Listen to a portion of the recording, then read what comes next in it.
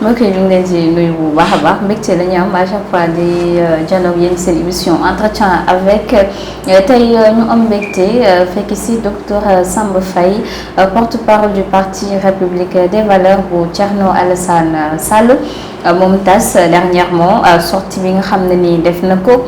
ci le nouveau régime mais surtout aussi le nouveau régime ak jeunes yi nga xam ne ànd nañoo ak ñoom moo xam les Jean-Michel ak it Ngagne Demba Touré génn nañu it yëkkati ay kàddu teg ci seen njiit wante it situation dëkk bi situation it yenn ci ay chroniqueur dinañ ci waxtaanee loolu tax tey ñu seet si ko moom docteur Samba Faye nara sekk ak moom waxtaan ci seen émission entretien avec comme ni ñu koy defee tous les semaines numéro tay bi leen nag moom mi leen lañ ci daal di àndal monsieur Faye ñu ngi lay nuyu mbégte daanaka nga ñuy dalal sa bureau di la bàyyi nga nuyu ak ñi lay teewlu. man daal maa ngi kontaan aussi ci seet si bi ngeen ma seet si di leen nuyu di nuyu aussi Aïssatou Diop Fall di ko encourager ci jafe-jafe yi ñuy traversé actuellement au nom de la République des valeurs di nuyu en même temps seen internautes yëpp à travers vous la population sénégalaise di leen souhaiter bienvenue j'espère que dinañ waxtaane lu am solo pour Sénégal et pour njëriñu Sénégalais yëpp. effectivement ñu ngi lay jaajëfal bu baax a baax ci recevoir bu ñu recevoir tey comme nag ni mu ko waxee moo di lépp lu ñuy commencé dañ koy commencer par vous-même. gis nañ ne République des valeurs dernièrement amal ngeen ay sorties yu am solo yoo xam ne nii c'est votre président moo ko def muy Thierno Alassane Sall addu ci gouvernance su daanaka régime bu bees bi wante surtout ci yenn ci seen ay diir yoo xam ne respecté wuñ ko réplique aussi jógee de l'autre côté tey ñu dégg mal réduction des comptes ndax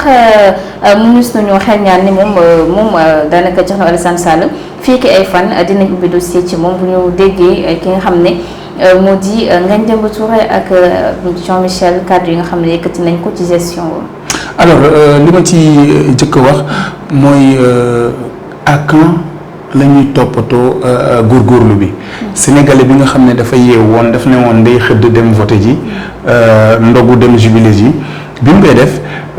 c'était pour que courant wam gën a wàcc pour que li muy dundee gën a wàcc pour que bu feebaree mën a faju pour que ñi ci amul liggéey mën a am liggéey ainsi de suite donc loolu la ñuy xaar ci gouvernement alors ñun en tant que député Thierno Alassane Sall député la balaa muy dem assemblée dañu campagne et dañu waxoon sénégalais yi ne bokk na ci li nga xam ne ay loi yu ñuy teewal mooy dindi amnistie sénégalais yi mun a xam lan moo xewoon comme ça ëllëg ñu mun ko feggu ba nga xam ne loolu dootuñ ko mun a am donc ça c'est li nga xam ne ñun loolu lañ waxoon de là gouvernement bi am ay réaction laataa loolu aussi le président Thierno Alassane Sall daf ne woon premier ministre comme ñëw ngeen nee ngeen dëkk bi dafa jafe te dañu war a góorgóorlu ñun ñëpp mais ndimbal nag na ci fekk loxol borom balaa ñuy góorgóorlu yow na nga joxe exemple sa gouvernement te joxe exemple bokk na ci fonds politique yooyu nga tuddee woon ni dafa xaraam dindi ko kañ lu xaraam dañ koy dindi ci la premier ministre wax mosu ko wax que yéen et cetera fa la coow bi juddoo ba récemment premier ministre ni pétrole bi bu amee problème Thierno ko amal problème mënoon na ñëw ñu waxtaan. Thierno ne ko foo bëgg Thierno Alassane Sall suñu président du parti ne ko foo bëgg heure boo bëgg nga woo ma journaliste yi yéen ñi ngeen ñëw teew ñëpp seede ñu waxtaan. pour woon la ne pétrole bi yaar ñeen amul dara lu ñu ciy nëbb am na livre bu Thierno bind tuddee ko le protocole de l'Élysée boo demee ba digg côté page 300 bi dem bi dafa expliquer lépp joxe référence yëpp boobu ba tey gisuma kenn koo xam ne attaqué nañu sur ces questions de fond là léegi bu fekkee ne ñoom amuñu solution ñu jékki rek commencé ne waaye Thierno moom moo yàq pétrole bi moo nangam je lui renvoie à ses propos d'hier moom moo waxoon ne livre bi lire naa ko jàng naa ci yu bëri lu bees bu doon Thierno amoon nañ ci 15 buñ ko ci bunoon topp tey du fanaan këram donc loolu yëpp bu weesoo nag ñun ñoo ngi leen di xaar sénégalais yi ñoom lañ jox doole ñoom lañ jox yëpp léegi lu leen neex nañ na fekk rek mu tegu ci loi. mais nag dañoo dem ba ci biir saytu. bu ñu déggee les propos de Jean-Michel. dañoo dem ba ci biir saytu gis ne ab nébuleuse bu toll ci 45 milliards am na ci mbir mi si je ne me trompe pas 45 milliards millions ci li nga xam ne ni moo di gestion moom Thierno Alassane Sall et que it pôle judiciaire financier dafa war a taxaw ci li nga xam ne ni moo di ay mbiram. tey moom Thierno Alassane Sall est-ce qu'il est disponible daanaka wuyu li nga xam ne ni moo di justice si jamais ñu woo ko. alors très bien xam nga wax naa comment il s'appelle livre bi mu bind. plus exactement boo demee ba page 306. ci suuf page bi ci lay commencer expliquer situation ak ASER. je précise que le ministère. fonction technique la am ci mbir yooyu du ministère bi moom mooy gérer xaalis bi du ministère bi moom mooy décaisser du rien xam nga ministère lu muy def mooy yan dëkk lañ war a électrifier nan lay demee nan la procédure yi ba ñu tënk projet bi lépp ñu jox ko ASER. ASER mooy gérer lépp tout avec évidemment le process de décaissement du ministère et cetera donc boo ñëwee ne am na lii ak lii wax bu daanu si saret la ça tient pas la route et Sénégal yëpp xam nañ ni Thierno xëy na leneen nga ko mën a reprocher ba mu des être à cheval sur les deniers publics loolu la ko ñëpp seedeel léegi nag ils sont libres est-ce que si jamais il y a truc et cetera que gars yi bu ñu woon à la justice non un citoyen loolu sax c'est pas une question qui pourrait se poser parce que de toute façon un citoyen sénégalais qui est justiciable naturellement il répond à des choses mais je dis xëy na yabuñu sénégalais yi nag ba continuer ñoom liñ nekkee woon ci opposition sos calomnie yàq deru gor ñi pour après au finish ñu gis ne dara nekku ci j'espère que bi yoon dinañ dem jusqu'au bout mais ki ko wax nag moo ñu waxoon ne 46 milliards fekk nañ ko ci benn compte xam na banque bi xam na compte bi ba ni may wax ak yéen est-ce que Sénégal xam na compte boobu xam nañ banque boobu kooku moo ni woon ni Sweet Beauté fekk na am na comment il s'appelle soins thérapeutiques am na autorisation oui est-ce que ba tey gis nañ agrément boobu noonu xam nga Sénégal xam na ne dara newu ci ensuite kooku moo ni woon ni 1000 milliards moom la fekk lu ëpp 1000 milliards loolu la fekk ci benn compte boobu ba tey ñun gisuñu ko xëy na ku gis 1000 milliards jëli ko moo gën a amal Sénégal njëriñ que di topp 6 milliards waxuma 6 milliards baaxul de mais je veux dire 1000 tolloowul ak 6 munoo bàyyi 1000 muy nelaw ngay rey sa bopp ci 6 kooku moo waxoon ni mais Lassana Gagné Sakho sàcc la à la limite loolu la waxoon kooku moo saaga daanaka ñëpp. mais est-ce que loolu aussi mënuñu justifier ne dafa nekkoon ci opposition hormis les 1000 milliards yi nga xam ne wax na ko ci élection anticipée yi mais nee na kàddu yooyu mu doon wax yëpp ci temps wu opposition la nekkoon bëggoon aussi attirer l'attention des Sénégalais. donc ñu dégg ci ne nit mun na kàcc boo nekkee opposition ngeen jégal ma ci kàddu bi mais on peut mentir alors pour accéder au pouvoir qui vole un œuf volera un bœuf loolu la ñu wax. donc man mënuma ñëw ni Sénégalais yi gis naa 46 milliards ci xam banque bi xam compte bi xëy na ñuy soupçonné ne sax comme opposition nga nekk boo ko waxee ñu créé la yow yaa yor levier état aujourd'hui boo ko waxul c'est que du woon dëgg il faut aussi qu'on apprenne à nous dire la vérité sans aucun problème Ousmane Sonko man Samba Faye bu waxee 99% yi bi ma koy vérifier xam naa ne dara newu ci et Sénégalais yi képp ku lu sud di xool aussi xam nga ne nekkul aujourd'hui aussi ay nitam ak moom ñoom ñoo continuer di wax léegi j'ai dit ñooñu wax loolu nee nañ gis nañ une nébuleuse ñoom la Sénégal jox levier pour ñu saytu ñoo ngi noonu ak seeni responsabilités on les attend en attendant nag bu dee waxtaan lañ bëgg débat contradictoire on les met à disposition nos jeunes sont disponibles pour discuter avec eux. amiin ñoom nee nañ Thierno Alassane Sall lañ bëgg en fait tey moom Jean-Michel étant DG bu ASER nee na Thierno Alassane Sall soxla pour débat public mu leeral ko ci yenn ci ay failles yoo xam ne amoon na. Jean-Michel boobu. bi ko ARCOP di laaj ay dossiers. pour justement leeral. mënu ko woon joxe. ba nga xam ne dañ suspendre marché bi ba tey histoire boobu ak banque Santander ak nangam ñoo ngi koy dégg ba tey leeragul waa koo xam ne mbiru yoon ak nangam ñoo ngi lay laaj ba ARCOP mu joon suspendre sa marché joxe woo ko boo amee looy leeral demal joxe ko foofu on avance. on est d'accord donc am na lu muy leeral na leeral ñu avancer. donc y a pas de souci kii xam nga pour nga xam ne ñii dilatoire la ñu nekk. biñ ñëwee nee nañ la yor nañ un dossier. est-ce que jox nañ la presse le dossier bi ñu yor. est-ce que mais c'est-à-dire yor ay kayit rek ne amel naa nit dossier et cetera affaire yooyu noonu. xam nga dañ nekk ci droit positif maanaam du ki ñu jiiñ moom mooy wax ne defuma ki jiiñ mu kii xool di wër ba gis ne diw def na nga la waneel preuve yi ñu avancé c'est comme si moi je disais nga jégal ma c'est comme si je disais à quelqu'un ne yow dëmm nga dañu war a wax kooku ne setalal sa bopp nan la mën a setalee boppam c'est impossible. donc man mi ko wax man maa mën a wax ne écoutez lii ak lii moo tax nit ñi bu ñuy dal ci kër nekk ci ñun aussi ci sama kaw lañ war a dal ne jox leen ñu nii malheureusement nag dañu am opinion boo xam ne moo tax sax d'ailleurs politicien bu yàlla yarul nga mel nu la neex parce que suñu opinion bi suñu ay dëkk yenn saay ils ne sont pas exigeants sur kii tuumaalaate nit day yeewu rek ne diw sàcc la ñu mbamb kooku ne ko won ñu ne doo sàcc or dans des républiques sérieuses ci askan bu sérieux ki tuumaal xanaa ci l'islam biñ gëm wala beneen diine boo mun ci jël ki tuumaal mooy indi firnde bu la neexee bu la tuumaaloon nii da ngay croiser les bras rek di seetaan la responsabilité m'incombe donc à eux qui ont sorti ces inepties là la responsabilité bi si ñoom la léegi ñoom nañ wone rek ñu gis. Presse bi am problème ñu gis ne depuis une semaine ministre bi yor wàllum communication télécommunication di Alioune Sall génne na ab communiqué daanaka cessation immédiate des médias non conformes aux règles wante it non conformes ci code de la presse selon ñoom nuñ ko interprété ñu gis le président parce que je dis président votre président Thierno Alassane Sall def ab vidéo de soutien envers ces médias yi nga xam ne ni daanaka état bi dafa gantal seen ay diffusion ñu bëri ne moom loolee manipulation la ci lalu sa jàngat ci mbir mi parce que gis nañ le lendemain vidéo bi bëri nañu ko daanaka utiliser moo xam ay site web ay télé di ne loolee yëpp pour uniquement attirer l'attention sur loolu. alors étudiants yi nga xam ne dañuy jàng économie gestion laay waxal bokk na ci leçon yi ñu leen njëkk a jàngal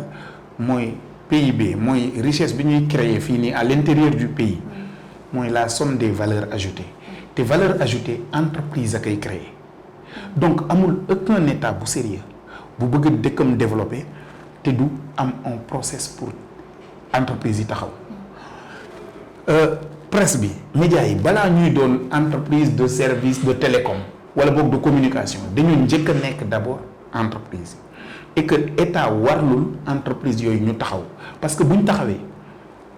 ay nit dañuy liggéey am du salaire nit ñooñu ñu dagg ci seen salaire ay impôt direct jox état bi loolu bu weesoo nit ñooñu dem ci marché bi jënd jaaykat yi mun a doxal mun a embauché waat ñeneen ci loolu ñuy jaay état daggaat ci ay taxes donc impôt indirect c'est pour dire que entreprise bi moom mooy tax mu am l'économie am li ñuy wax coefficient multiplicateur richesse bi di yokku alors entreprise boobu noonu j'ai dit boo demee ci dëkk tubaab yi xam nga li ñuy def président buy voyager entreprise yi dëkk ci dëkkam nekk en difficulté lay dugal ci avion utali leen marché déggoo fi woon ñu doon wax ne le marché des lampadaires ici entreprise bi ko gagné woon entreprise française bi ko gagné woon Sénégal te doon def fii 2000 lampadaires c'est-à-dire dafa nekkoon sur le point de tëj loolooy état ñu génnee ko dem def lobbying utal ko marché donc notre point de vue est que admettons que ñu ne waa code de la presse lii la wax mais depuis 3 ans il y a un phénomène bu bees bu ñëw maanaam la disponibilité de internet dafa joxe ay outils yu bees donc il y a eu des start-up qui sont nées donc c'est-à-dire ay entreprises yu ndaw yoo xam ne entreprise de presse lañ loolu nag état bu intelligent damay joxe toujours kaawu OHADA organisation pour l'harmonisation du droit des affaires en Afrique aspect comptable am xam nga lan la njëkk a wax ni entreprise bu mag li ñu koy exiger ci comptabilité bokkul ak li ñuy exiger entreprise bu ndaw a ndawaan da ngay dégg ñuy wax yenn saa yi état financier entreprise bu mag loolu lañ koy wax entreprise bu ndaw système minimal de trésorerie lañ koy defal parce que on est conscient que ñoom ñaar mënuñ leen juger ci même critères yi mënta nekk ça c'est un premier aspect deuxième aspect bi boo jëlee OHADA ba léegi 2018 bi mu commencé am fay par Orange Money bu njëkk ba bi ñuy def comptabilité bi ñu koy structurer loolu amuloon alors 2 choses moo mënoon am ñu tere entreprise yi koy fayee li koy utiliser yëpp tëj leen wala ñu revoir seen modèle Et il me semble que ce qui a été fait, c'est qu'en 2018, l'OHADA a encore modifié ni ñuy defee comptabilité dugal ay mbir génnee yoo xam ne ay jamono c'était pertinent mais contexte d'aujourd'hui pertinent watul. waa léegi code de la presse xanaa alxuraan la mënut a changer. quand bu fekkee contexte environnement des affaires actuelles code de la presse teniruloon compte nit ku am téléphone am mun a filmer mun a génnee truc mun a donc créer de la valeur et am ci des revenus xam boobu noonu bi ñuy tëgg affaire yi loolu amuloon am na léegi ñooñu yëpp da nga leen di condamner non dellu leen il y a 5 ans 6 ans en arrière ou bien da ngay tu fais évoluer le code. Donc voilà ce que je suis en train de dire en fait c'est pas sérieux et boo xoolee nag après nga xool ñu ñu tere maanaam day mel ni kuy wax lu ma neexul naa ko tëj koo xam ne daf may xalamal midi matin soir lu mu mënti wax naa ko bàyyi. Et c'est ça qui serait regrettable parce que après ça crée de la dissension ci biir presse bi ci biir nangam. Et je suis très loin de dire nit ku nekk na wax lu ko neex non l'entreprise de presse ça demeure. Maintenant képp koo xam ne def nga des excès mais yoon am na des lois qui condamnent ça. ku def fausse nouvelle ku fees nangam. Mais CNRA est là pour exactement loolu y a pas de souci. Mais j'ai dit prendre la responsabilité et en être fier de dire que 30 40 50 entreprises je les fais fermer comme ça. amul oui je dis juste 50. Ouais. Je les fais fermer. Je travaille sur l'échantillon de 50 bu dee bu nekk am na 5 nit yu fay liggéey. ça veut dire que si 50 fois 5 ça fait 250. 250 personnes sont directement impactées léegi nag boo yóbbee 300 entreprises combien sont impactées ñooñu noonu li ñu doon jënd ñi ko doon jaay dootuñu am xaalis fi ñu doon loué bu ki doon loué loolu donc il y a un effet d'entraînement qui fait que économie bi day gën a wàcc. Je trouve que c'est pas intelligent. Deuxièmement c'est même pas loo xam ne ça devait être envisageable waxuma la ne code bi on peut discuter ci code bi wax de j'ai dit mais même si le code était limpide et clair on fait évoluer le code pour tenir compte de la spécificité de certaines entreprises de presse boo demee France ci impôt mais médias yi du ñuy fay même taxes yi que même impôt bi que yeneen type d'entreprise yi parce que xam nga lu tax média boo jëlee journal papier par exemple presse écrite oui presse écrite mais qu'est-ce qui se passe diggante 7 heures ba midi nga mën jaay à la limite à partir de midi 13 heures boo jaayul c'est caduc nañ jël n'importe quelle entreprise ici entreprise biy defar téléphone bi nga ne que sa téléphone bi bu nee tag ci marché bi 4 heures de temps la am pour jar bu jarul perte nga ko.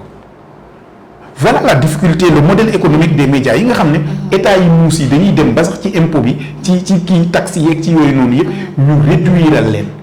boo demee France c'est ce qu'ils ont fait boo demee ailleurs les états qui sont intelligents loolu la ñuy def mais non seulement fii defuñu ko ba pare code bi teniratul la nouvelle donne aujourd'hui et ñu bëgg a mettre tout le monde à la guillotine c'est pas sérieux et Sénégal mérité wul loolu c'est justement maintenant nag c'est ces décisions là irréfléchies c'est-à-dire que un pilotage à vue maanaam da ngay nelaw rek yeewu am benn idée bu la traverser la tête wala kenn soufflé la ko rek nga ne waaw nañ def parce que peut-être diw wax na lu ma neexul te média sangam la ko waxee au lieu nga ne non c'est la démocratie nga xool média boobu ban porox ndoll ngay jaar pour noppiloo ko. c'est regrettable. Mais tey est-ce que nekkul ne c'est parce que patron de presse yi ñoom ñoo àndul ñoom ñoo éparpillé wu. moo tax décision bi ñëw dal seen kaw nekk daanaka ab. Tonnerre boo xam ne dafa dal seen kaw parce que gis nañ ne presse wu léegi bi comme ni ñu koy waxee presse projet presse contre projet moi je pense que c'est complètement ridicule ndaxte amut mais booy xool bu baax a baax ndax nekkul ne daanaka dysfonctionnement bi seen biir la amee ba tey état bi ñëw am autant de force parce que boo demee bay woo sa ministre de tutelle mu lay bàyyi répondeur nga koy envoyer message du la faale nga yóbbul ko courrier mu bañ ko répondre loolu yëpp ndax nekkul ne ñoom ñoo ànd suñu biir. Alors je veux pas paraître donneur de leçons man tuuti naa ci loolu waaye mun naa indi ay seede. Je me souviens seen Sud FM li ma lay xaw na yàgg j'étais je pense à l'école machin Sud FM bi ñu ko fi tëjoon mais journaux yëpp générique Sud FM lañ ko defee au journal rajo yeeg télé yeeg machin tout le monde journée sans presse nangam nit ñi taxaw. On est d'accord. Maintenant, les journalistes sont libres d'apprécier, les patrons de presse sont libres d'apprécier ni ñu koy apprécier mais man fi ma mën a taxaw. mooy état bi nga xam ne ñun ñëpp a ko bokk ce qu'il est en train de faire warul demee nii. Parce qu'un État ne peut pas être fier d'amener, vous dites 300, d'amener 1000 personnes au chômage comme ça. Alors qu'il doit y avoir un mécanisme d'accompagnement. Ils ne sont pas aux normes. Pourquoi ils ne sont pas aux normes? Comment on peut faire pour les mettre aux normes? Est-ce que d'ailleurs, il peut y avoir des normes identiques pour la très grande entreprise média buy am autour de lui 100 personnes yor télé yor toute l'infrastructure. Est-ce que mën nañ ko àtte ak la web TV bi nga xam ne c'est encore micro? C'est pas possible, c'est pas intelligent. J'ai dit amul fenn foo xam ne dañuy wax ne ñëpp nañ leen àtte ci même truc bi. Quand on est intelligent, il faudrait lu tax muy am un code spécifique à un domaine. Ñu par exemple pour les mines, ñu ne par exemple pour les entreprises de nangam, parce que entreprise bu nekk au-delà de nekk entreprise sa domaine day am spécificité. Donc oui, certainement si les patrons de presse gënoon nañ def front, peut-être ça état bi doon na gën a mën a dégg. Mais encore que je dis tuuti naa pour joxe encore une fois des leçons mais li ma leer moom mooy l'État il doit pas faire ça. Le ministre il doit pas faire ça. Et surtout une décision comme ça amoo foo ko jooye amul recours amul nangam je dis c'est ahurissant quoi. C'est-à-dire que Sénégal aujourd'hui suñu askan aussi jot nañu ñuy xoolante ni ma commencé gis soxor di sax ci xolu nit ñi. C'est-à-dire je suis heureux que entreprise u jàmbur tëj que ay 5 6 10 nit dem au chômage parce que maak ñoom bokkuñu avis. ndax mun nañ xeex ba suba mun nañ bañ a bokk li ñu gëm mais yàlla na nga continuer di exister parce que au fond yow boo exister wul ci économie bi man du ma exister nit ñi dañu fàtte ne affaire yi ñoo gudd rek mais lépp a lëkkaloo état bi buy dof lu bari entreprise yi d'abord directement dootul jot impôt bu jotatul impôt man sama village gis nga case de santé ba ma bëgg ñu defar ko dootu ko mën a defar. L'autre affaire c'est que après récession day am activité bi day wàcc entreprise yeneen yi ñu foogoon ne day dox sax dañuy licencier et on va vers une crise avec ça. Qu'il continue jox naa leen 1 an buñ continuer ci dynamique bii nii ku xaw a yëngatu àndul ak yow ñu tëj la je vous dis c'est un soulèvement populaire qu'il y aura. Parce que de toute façon c'est une récession économique et le peuple sénégalais parewul ñu delloo ko il y a 30 ans 40 ans ne ko non mënatoo lekk mënatoo naan gars yi parewuñu ko. doy na waar en tout cas ñu wax ci leneen balaa ñoo dugg ci wàllum dialogue ak ñoom seen gis nañ ne dernièrement bëri na décision yi nga xam ne justice bu Sénégal mu ngi koy jël. amuti yenn ci ay convocation ay chroniqueurs yu ñuy teg loxo ñu dem sax bay tooñee Ousmane Sonko les farceurs bon entre guillemets noonu lañ koy woowee mais ñu gis ne Abdou Nguer en prison gis nañ aussi soutien bi nga xam ne République des valeurs apporté nañ ko keneen koo xam ne nii peut-être mu ngi envers la mu ngi ci yoon bi donte yeggagul mu di Baraka Gadiaga nga xam ne néeg démb daan nañ koy porter plainte moom aussi pour falsification du diplôme BFM boo xam ne ça date depuis 2003 mu nekk rapport Cour des comptes boo xam ne it génne nañ ko depuis 2017 le 17 septembre tey moom Justin Correa nekk DG CICES daal di koy porter plainte pour le cas Baraka Gadiaga donte bëri na ñi nga xam ne ni ñëw nañ andi ay leeral ku ci mel ni Bachir Fofana et d'autres journalistes xam ne boobu les plaintes c'est irrecevable mais ndax jàpp nga ne ak justice bi ni ñu ko gisee tey ci ñenn ñi nga xam ne ni ils sont contre le projet de Pastef nu muy gaawee seen côté que ñoom niñ ko xalaatee dinañ jaaree noonu ci justice. xam nga j'en souris parce que état bu ñàkk fayda laay gis quoi. ah bon non mais c'est-à-dire voilà li ma lay wax mooy nit ki àndul ak man. mais nit kooku yow yaa koy gouverner en fait tu es yow yaay le père de la nation yow yaay la famille quoi yow yaay gérer le Sénégal mais ku àndul ak yow rek ngay fouiner à côté à gauche à droite pour génne benn mbir boo xam ne nga ne waaw da nga koy yóbbu kaso pour téye ko. Vous savez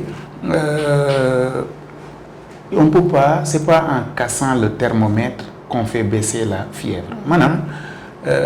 boo nee bugguma garab gu ami ay dëgg yi dañ may jam du dagg branche yi moom mooy def solution bi. La solution c'est aller au fond. On leur a confié un état pour ñu développer ko. gis nga ñi di wax bu ñu mënee wax ñu dégg leen c'est que ñoom liñ proposé woon mënul am. bi ñu yegsee bu président génnoon ci conseil supérieur de la magistrature ni mu ko waxee woon ñu dindi fonds politique yi ni ñu ko waxee woon ñu def 2 mois yëf yi changé comme ni ñu ko waxee woon on est d'accord sénégalais yi dootuñu woon déglu keneen. yaa ngi fàttaliku 2000 peut-être t'es pas truc mais mun nga ci këf dara 2000 en tout cas man maa ngi lycée de la Fosse jamono yooyu noonu mu disait en fait maa ngi Fimela j'étais au collège à Fimela. waaw non yow bokkoo ci ñeneen ñi lay waxal moi j'étais au collège. mais lu tax may wax maa ngi de la Fosse 2000 ba presque 2003. mais Sénégal boo waxoon dañuy wax ne bàyyi leen góor gi liggéey. pourquoi ñii waxuñu ne bàyyi leen ñu liggéey parce que tegooguñ ci dara. bu ñu tegu woon ci dara du demee nii et je précise que qu'est-ce qu'on est en train de reprocher à Abdou Nguer lu tegu dara nee nañ poste benn lañ bind moom bind ko ki ko bind xamantewul ak kooku ensuite mu questionné wu ne wax questionnement sur l'autopsie mais Njek Sarr lan la wax. Njek Sarr waxul ne le feu Moustapha Ba dañ ko rey. dans des conditions atroces. dans un état sérieux. kooku duñ ko doon topp wala être ministre ça vous au moins boobu sanction disciplinaire ñu tekki sa ndombo tànk pour écart de langage écart d'attitude def nañ ko non ki njëkk a saaga ci réunion Bassirou Diomaye seen biir la nekk def live TikTok saaga way jur bu jigéenu Bassirou Diomaye waa léegi yaayu Bassirou Diomaye ñu jégal ma ci wax ji quoi dafa amul dignité ba tax loolu garaawul mais ñeneen ñi boo laalee kenn rek dafa garaaw pourquoi lool. Pourquoi Sonko boo ko laalee mu war a garaaw te Bassirou boo ko laalee garaaw voilà des questions qu'on se pose Abdou Nguer deful dara nañ ko bàyyi mu dem Ahmed Ndoye defuloon dara nañ leen bàyyi ñu wax ku nekk wax lu mu xalaat ni ko ñeneen ñi ni ko moom Sonko ci boppam doon waxee sax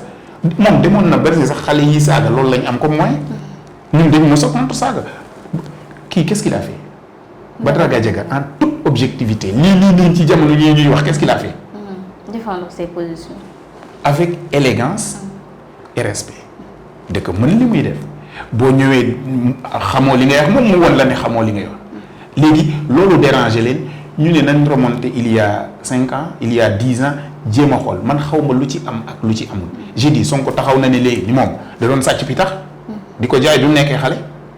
waxu ko Sonko waxu ko sàcc du sàcc léegi moom nan la ñuy def ak moom gars yi dañuy foofu nañu liggéey avancé donc j'ai envie de dire moom moo ko wax l'aveu c'est la mère des preuves non Sonko nee na sàcc la parce que da doon sàcc pi tax di ko jaay moo ñu ko wax mais quand on est sérieux on dit ouais ça c'était bi mu nekkee truc grave tout ça mais je veux dire bu fekkee ne dañu bëgg topp la petite bête moi j'aurais dit on a un PM voleur parce que moom moo ko avoué et ça va finir sur quoi c'est-à-dire que ñu nekk fi di wax moo tax man la état bu ñàkk fayda lañ am les grandes questions vous savez c'est quoi du point de vue économique dégg nga ñu naan lan la Guinée détrône le Sénégal c'est dégg nga fii nii Jeune Afrique semaine bii nii mu génn ne le risque du djihad là moo ngi jege ci Sénégal nga dégg ñu la le port de Dakar ça dégringole portu Bénin bii nii sax moo ñu mën ensuite nga dégg ñuy wax la crise économique le truc comment tu peux être dans ce microcosme là ou lépp microcosme là nga xam ne lépp day wàcc tout est au rouge nga nekk fi di ñàkk fayda di naan non diw dàll yi mu soloon daaw yëre ba mu kii yoon et cetera non diw li muy wax neexuma et cetera. est-ce que nekkul ne dañoo jàpp ne moom it dafa parce que ba tax bon je pense que bi ñu ko commencé ciblé bu baax a baax mooy son problème am ak Amadou Ba de Pastef ci loi d'amnistie bi écart de langage am ku ci nekk xas sa morom. boobu ba tey ñu ngi naan justice lu muy xaar ci moom te gis nañu aussi Pastef lu ñu annoncé mu nekk loo xam ne nii. mais lan lañ tuddee écart de langage excuse-moi de vous avoir coupé lan lañ tuddee écart de langage. nee na que li ngay wax du dëgg c'est tellement vrai que du dëgg. on est d'accord nee na ko waa nee na Badara da ko ne comme sa leader politique. vous avez l'habitude de montre. j'ai pas dit que. ana 46 milliards yi ñu Ousmane Sonko waxoon. wane na ko non. ana rapport bi mu waxoon ni ci Mame Mbaye Niang loolu la téye ci loxo moo ngi nii la waxoon journaliste yi moo ngi nii ana mu génne na ko ana 1000 milliards yi génne na ko waxuloon ne opposition ba woon yëpp politique Macky Sall la ñuy liggéey la à part ñoom Yewwi indi na firnde Sonko lan la wax indi firnde loolu bu ñu koy tuddee ci français léegi nag bu fekkee ne ni mu wax Amadou Ba ne comme sa kilifa gisuñu benn waa Pastef bu ne dàngin bii nii mooy papa yi Barthélémy Dias ni Jean-Paul Dias ñu jéggal ma sax maa ngi jéggalu Barthélémy ci loolu gisuñu ko fi kooku nekkul di dox soxla xam nga écoutez voilà ce que les gens xam nga li ñuy sol ci xolu nit ñi et c'est loolu la Sénégal rawee woon yeneen dëkk yi ci stabilité maanaam quand bu ñu commencé samp ci xolu nit ñi diw fee la far diw fee la kii du sénégalais original wala kii nangam parce que kii mun na wax lu ko neex dara du ko ci fekk kii bu xawee yëngatu rek ñu topp ko li nga le 2 poids 2 mesures la lim ñu nar a jural yàlla rek a ko xam j'ai dit et ça c'est pas normal. Badara Gadiaga il a tout mon soutien on est d'accord je le trouve très élégant d'ailleurs sax moom moo tax may supporter Paris Saint-Germain léegi je vous assure je supportais pas le PSG hein mais bu ma gisee ne moom supporter du PSG la Badara yow yaa tax may supporter PSG il a tout notre soutien que le gouvernement ay travaillé faluñu ko pour muy xool ay trucs gis nga CICES lañ wax le directeur du CICES on est d'accord mais CICES quel est son impact ci culture au Sénégal qu'est-ce que le CICES met on est d'accord on est dans le monde de l'économie immatérielle on est d'accord quel est le plan de développement du CICES bi nga xam yow man ma xam ko y en a pas alors on vous confie un levier aussi important qu'est un aspect de la valorisation de la culture et des industries culturelles yow defoo dara lijjanti woo ko nga topp fii nii naan waaye diw 2003 defoon na j'ai dit 1981 yooyu wala 80 xaw ma lan Sonko sàcckatu pitax la woon. c'est fini. il y a des années. en tout cas doy na waar docteur Samba ñu wax ci leneen mais ñu taxawaat aussi ci justice bi. koo xam ne ni peut-être ñu bëri ñu ngi doon xaar fan yi liberté provisoire ci moom parce que gis nañ avocat am ñu ngi ciy dox jéego doon na def ay caution aussi mu di Farba Ngom le maire de Agnam ne ñu daal di koy am tegaat beneen daan association de malfaiteurs foofee mu nekk wante it procureur bi sàkku waatul mandat de dépôt ci moom tey ay mbiram di gën a compliqué wu dossier boo xam ne ni dañu naan toujours politique mu dalu ci ginnaaw mais est-ce que mënuñu ko jàppee politico judiciaire ndax nekkul ne aussi justice bi ci benn côté mu ngi def liggéeyam concernant le maire Agnam. alors d'abord sur le principe de dire na nit ñi di rendre compte loolu ñun à la République des valeurs amuñu ci benn problème pour que ku teewoon truc et cetera mun a rendre compte kun gis ci yow lu lëndëm nga mun a rendre compte loolu amuñu ci problème mais nag. ñun dañ nekk ci république ñu encadré ak ay lois quel que soit nit ki on fait abstraction de Farba Ngom Farba ku nekk xam na ne du suñu xarit on est d'accord donc waaye ak lu mun a nekk nit la doomu aadama la te dafa amee ay droits alors qu'est-ce qu'on est en train de voir mooy nit koo xam ne premier ministre du Sénégal dem na ba dëkkam ni lii mooy dernière yëngatoom politique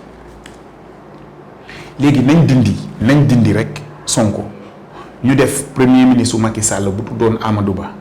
mu dem ba Ziguinchor ba koñ Sonko ne lii mooy dernière fois bu Sonko di tal affaire politique ñu teg ci 1 mois ñu woo Sonko justice nga xool ces pseudo-intellectuels là ces grands universitaires yi nekk à l'étranger prompt à l'époque de d'écrire tout ça nga xool liñ naroon wax aujourd'hui qu'est-ce qu'ils sont en train de dire au Sénégal les gens deviennent de plus en tout cas quand je dis les gens mooy ñi nga xam ne amee nañ baat ils deviennent de plus en plus malhonnêtes et c'est regrettable Farba ànduma ak moom waaye nit la léegi bu fekkee ne PM wax na loolu lu ci mun a xewati mais day tey xel li ci tege mooy ñu ne li ma dégg ci presse bi j'ai pas le dossier dans le fond mais li ma dégg ci presse bi ñu ne dañ koy reprocher blanchiment d'argent ci paiement bu jógee trésor bu fekkee trésor xaalis bu jógee trésor moom moo ki ko jot ñu ne kooku blanchiment d'argent la def waa léegi trésor xanaa Farba dafa waaxu ba trésor ubbi benn coffre-fort jël xaalis ba du ay process la ci mbir la jaar ay truc la service fait la ñun tout donc toute cette chaîne là ana ñooñu quand man sama analyse mooy ils se sont rendus compte que côté boobu noonu ça risque d'être très compliqué amul lu ñu kii ñu changer ay charges on est d'accord j'ai dit encore une fois que tout se passe dans les règles de l'art amuñu ku ñu wax képp ku jël 50 nu Sénégal na nga fay muy bu njëkk ba muy bu jamono tey bii ku mu munti doon waaye nag ngalla rek bu ñu c'est pas les personnes qu'on condamne c'est des faits qu'on condamne à travers évidemment leurs auteurs donc c'est pas Farba Ngom qui nous intéresse c'est le citoyen sénégalais à qui on reproche des choses mais ñu jaarale ko noo xam ne xel da ci tey comme du reste bu jaaree ci keneen aussi on aura dit lii suñu xel dalu ci donc suñu xel dalu ci te li tax may wax ne suñu xel dalu ci mun nañ argumenter sur le cas de Lat Diop Lat Diop man xamuma ko à part télé bi mais sama xel moom mënut a d'accord ndaak ma ñëw ba ci justice ne yow ndaak day comme journaliste nga daan naa la fay man Samba Faye daan naa la fay pour nga defal ma loo xam ne waroo ko woon def man daan naa la fay te loi ter donc loolu corruption la surtout gën na garaaw nag bu nekkee un agent dans l'exercice de ses fonctions waaye yow ñu téye la jàpp la man may dugg avion yi di xandaalu vous pensez que ça c'est un état sérieux exemple bi may jox Sénégalais yi mooy am na année fii nii ñu filmé woon benn policier mu téye xaalis ndaw yi ko filmé woon dañ leen yóbbu woon tribunal xale yu jigéen ñi filmé woon policier woowu donte dinañ sanctionner policier xale yu jigéen yi dañ leen yóbbu tribunal parce que amuñ droit def loolu kii nag dafa ne man dama ger nit la xam nga loolu amatul enquête l'aveu est la reine des preuves moom moo ne doon na ger diw kooku waruloon ñibbi on est d'accord man su ma demee ne maa doon fay diw mu may reyal ay nit man dama war a ñibbi man kay moom comme maa doon fay de wax naa ko dañu war a téegum nag dem xooli ndax kooku noonu effectivement doon na rey voilà les faisceaux d'indices qui font que on considère que c'est pas très sérieux ce qu'ils font. En tout cas doy na waar loolu sax ma ñu wax ci dernier point bi mu di dialogue bu président Bassirou Diomaye Faye bi mu woote le 28 d'ailleurs dialogue bu bëri na coow ndaxte opposition bi doonte exactement am na ñoo xam ne kenn xamagul seen position yéen ndax boobu la dialogue di ngeen ci dem te it gis nañ ne à côté ñi nga xam ne ni nee nañ duñu dem ne mënuñoo dialoguer koo xam ne da leen di traiter de résidu.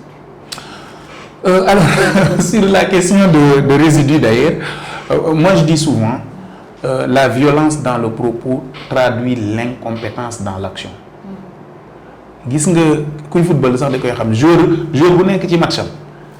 di joxe du énervé wu bay gaañ mais koo gis mu këdd nit rek dafa mer parce que li mu bëgg mënu ko def donc Sonko il exprime un mal-être à travers ces propos là baal nañ ko ci xol bu sedd guy man dama jokk ci Baye Niass xalifa Medina Baye bi déggoon ngeen ko bi ko xale yi di saaga mu ne bu dee saaga bi moo leen di defal saaga leen ba suba Sonko bu dee saaga opposition bi moo koy defal pour mu mun a liggéeyal Sénégal na xëy ba ngoon di ñu saaga am problème mais na liggéeyal Sénégal rek maintenant sur le principe de dialoguer et de discuter loolu loolu mooy askanu Sénégal en fait toog waxtaan trouver du mais na fekk ne un certain nombre de préalables taxaw ñun du ñu ne rek bëgguñu dem wala bëgg nañ dem wala li ñuy wax moom mooy il y a un président de la République du Sénégal bu signer un décret ne man nommé naa diw te président moo am prérogative boobu am ku jóg ku amul prérogative boobu ne président li mu def njuumte la warul nekk Samba Ndiaye boobu ba léegi xam nga ñaata mois la ba tey décret baa ngi fi waaye Samba Ndiaye jógul liggéey. mais yow si Lamine Ndiaye. kaa Lamine Ndiaye bi génn la barke démb xam nga loolu beneen kaa la mais xam nga lu tax Lamine Ndiaye évoqué wu ma ko sax mooy gisuma woon ku jóg ne non loolu du am mais bii dafa am ku jóg ne du am ba di bàkku ne ndax kooku mos ngeen gis mu xëy du genre en substance loolu la waxoon président bu mun a signé ñu teye loo xam ne lii nii du am loolu noonu président bu mel noonu tiitalu la beneen fait bi assemblée nationale ne woon day voter motion de censure gisuñu woon président woo leen ne leen nañ ko bàyyi mu jëlaat décret ne convoqué na leen le 13 le 12 mu dissoudre assemblée président bu mel noonu wax di nga sa xel dina dal ci moom gisuñ président boo xam ne bi muy campagne dafa engagé woon ne day génn conseil supérieur de la magistrature alors est-ce que bi mu faloo def na ko non mu prétexte ne magistrat gars yi ñoo ko wax président UMS jeune m'abuse kenn en tout cas ci magistrat yi génn na ne non waxuñu ko donc finalement tout ça fait que je dis ça n'inspire pas confiance et beneen affaire bi mooy Sénégal aussi ñun dañu bëri caaxaan yenn saa yi sax dafa am yoo xam ne nit ñi waxtaanee nañu assise nationale loolu moom nekkuma woon xale bu comme bële boobu maa ngi université assise nationale maa ngi université nit ñi waxtaanee nañ lu ne tënk ko lu ne bind ko teg ko ci suuf teg ko ci table yi président bi signé ko engagé woon na ci lan la si def c'est qu'on peut pas comme ça waaye nañu ñëw dialoguer gars yi ñëw toog waxtaan et puis après alors que am na lu nekk ci table bi nii nga mënoon ko jëfe te engagé woon nga ne di nga ko jëfe goo ko donc je trouve que c'est superflu xam nga lan moo am solo soxna Ndak xam nga man béykat laa kaw ga laa jóg conseil interministériel lu 14 avril bii passé premier ministre bi muy wax dafa ne j'engage le ministre de l'agriculture Mabouba que le 25 avril bay passé laa lay wax de ne que la distribution d'intrants en quantité et en qualité soit effective je les mets au défi boo demee commune Fimela secteur yooyu noonu yëpp ak fépp fu ma laaj Sénégal amul on est d'accord dégg nga ne zone sud bi nee ne kii bi commencé na taw alors on fait quoi voilà les questions yoo xam ne nag ça mérite d'être réglé lii nii nga xam ne c'est pour marche de la démocratie de la truc il y a déjà ñu nekk ci espace politique bi 95% signé nañ assises yi je dis 95% bu ko ëppul sax signé mooy d'accord na ba léegi lu des nañ jëfeegum loolu ba gis limite li ñuy jéem a li ñuy wax yëpp assises yi waxtaanee nañ ci donc nañ déroulé gum li assises yi wax ba gis limite ñu ne fii di am na limite nañ ko waxtaanee. loolu daal moom mooy ci beneen kii bi ma lay wax mooy assise bi gën a am solo ci avancée démocratique mooy bi ñuy def le code consensuel jamono Abdou Diouf mais Abdou Diouf dafa génnoon publiquement ne bu ngeen waxtaanee seen biir ba déggoo lu ngeen déggoo virgule duma ko si changer dégg ngeen Diomaye wax loolu donc oui on est dans un pays de dialogue oui les gens doivent dialoguer mais il y a des préalables au dialogue et c'est ces préalables là qui font douter en fait qui font douter et donc préalables yooyu noonu bu doon taxaw na ba ñu commencé ko doxal et je vous ai dit nous on n'a pas de raison dama lay jox anecdote vous savez que bi Diomaye gagné bokkoon na ci décision yi ñu jëloon en tout cas surtout au niveau suprême mooy suñu président c'est écoutez on les laisse avec tête tranquille ñu installer seen process fii ak 6 mois Thierno était parti avril xëy na ba à côté octobre ba doo leen woon doon wax dara de teg leen seen affaire yi ngeen déroulé ñun ñu noppi en fait Thierno noppi ñun ñu oui xam nga il y a des actualités trucs nous on prend position extra et tout mais lan lañ gis fu dara xewul premier ministre jékki-jékki génn woote meeting grand théâtre xas ñëpp mais sérieusement après kooku noonu lan nga ci mën a dégg aw ma opposition aw ma nangam aw ma c'est la première fois man ci li ma xam ci histoire du Sénégal ki yor nguur gi opposition ñoo koy wax wala na yëf yi dal ñu wax xam-xam c'est extraordinaire ce qui se passe d'habitude ñi doon yor nguur ñoo doon wax ne dañu bëgg mu calme gars yi waxtaan ci xam-xam mais fii opposition mooy wax balle à terre wax leen ñu fu ngeen bëgg a jëm nous on va vous apporter des critiques constructives won leen ne mënoo leen calmons le jeu xam nga umunul tulli lay bëgg ba ñuy tulli gaañante saagante loolooy Pastef gis nga saa yoo demee ban leen ok dites-moi où vous allez ils en sont incapables te li may démontrer public bi ne ils en sont incapables ñooy ñëw ne la l'économie est en ruine que nous devons se serrer la ceinture mais je mets au défi loi de finances budget bi ñuy doxal taux de croissance prévu mooy 8,8%. Ça c'est une excellente économie mooy projeté 8,8% mais ñoom ñooy wax ni c'est-à-dire da ngay xool nit ñi ba xam nga am na ku waxoon ne et c'est triste hein yenn saa yi daanaka nit ku ñuul sax boo ko buggee làq mbir bind ko nit ñi duñu lire mais nit ki ñëw ne la année ren bi dara baaxul dëkk bi mënta baax moom moo tëju ak ay nitam yëpp ak ay infrastructure am yëpp def teg bind jaarale ko assemblée nationale ne ñoo ngi xaar yokkutewu 8,8% daanaka 2 chiffres taux de croissance 2 chiffres j'ai dit c'est une économie rayonnante moo koy réaliser de 2 choses l'une soit budget bi baaxul soit li ñuy wax nekkul dans tous les cas ils sont incompétents. En tout cas c'est ça la vérité. doy na waar docteur Samba waxtaan bi am na solo waxtu bi daal di la ñuy dab ma bàyyi la rek nga tàggoog ñu la doon teewlu. alors di leen gërëm di leen sant yéen a ñuy permettre aussi ñu contribuer au débat démocratique et c'est justement ça ma revenir ci presse bi li tax la au-delà de l'analyse économique pour la presse li tax mu am importance mooy ça contribue au débat démocratique gis nga nit ñi bu ñu amatul fu ñu waxee li ñu xalaat ñu uti fetel. C'est ça qui s'est Côte d'Ivoire qu'est-ce qui s'est passé du gis nga liy xew Mali waa ji ne woon na 18 mois bàyyi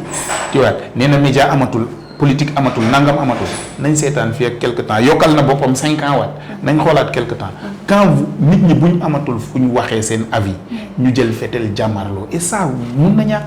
donc di masawu encore une fois presse bi di masawu Aïssatou Diop Fall moi je l'ai connu bu muy Walf jamono yooyu ñaari faaleen yi moo kii Aïssatou Diop Fall non moo Mati Trois Pommes sax am na benn affaire bu ñu doon passe-passante extra yenn reportage yu ñu doon def après sortie ba ataaya tout yooyu donc c'est un quelqu'un boo xam ne il arrive on n'a pas les mêmes opinions mais je respecte son courage de dire lii laa xalaat et ça loolu nit man loolu laa lay jàppee boo amee sañ-sañu wax sa avis et au-delà de ça aussi di nuyu fi ma jóge région de Fatick département Fatick mais commune Fimela spécifiquement di à côté commune Diofior suba dañuy commencer seen centenaire pour c'est des trucs culturels et cetera pour la culture sérère et tout donc ñu leen di souhaiter une bonne réussite et di leen gërëm di leen sant merci beaucoup. j'espère que dinañu invité nañu ma invité ci ngel bi rek. waaw invité naa leen. invité bu nekkee am na ngel quand même. non ngel moom dina am. waaw waaw bi day fay quoi rek. man tànk laa jiital mais dinaa jéem quand même. amul problème vous êtes les bienvenus. di invité pël yi yëpp. ne leen cere dina am. cere moom dina am pël yëpp nañ ñëw joolaa yi aussi dinañ leen defal étoje ñoom loolu lañ xam. cere ak meew d'accord baax na merci beaucoup à vous docteur Samba Faye porte-parole du parti République des valeurs bu Thierno Alassane Sall tey moom la ñu amoon mbégte sekkal waxtaan ci seen émission entretien avec di jaajëfal bu baax a baax kii nekkoon ci caméra bi montage bi ak son bi Mohamed Badiane di leen jox di daje beneen yoon ci seen beneen émission entretien avec ak beneen homme politique d'ici là portez-vous bien merci beaucoup.